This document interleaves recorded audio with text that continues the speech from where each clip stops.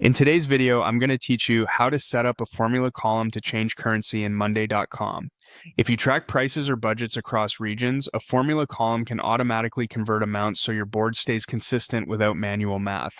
Start on the Monday homepage. From here, head into your workspaces to find the area that contains the board you want to update. Open the board where your amounts live.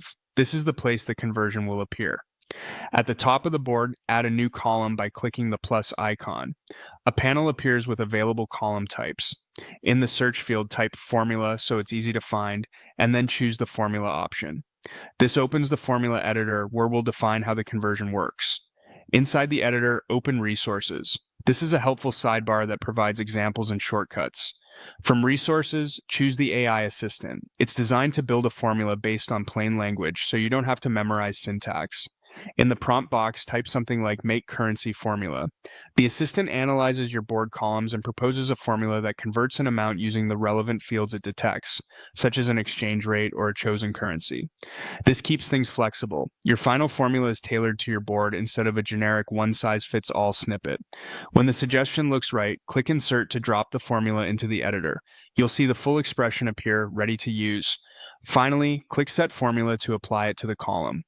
The new column populates instantly, showing converted values for each item. Because it's a formula column, it updates automatically whenever the underlying fields change, so you stay in sync as rates or amounts are updated. A few quick notes to ensure accuracy as you work.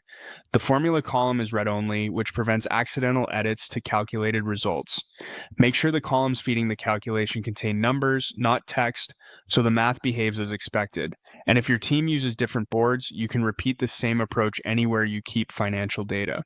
If the assistant's suggestion doesn't perfectly match your setup, tweak the reference columns or rates in the editor so the expression points to the right fields, then proceed.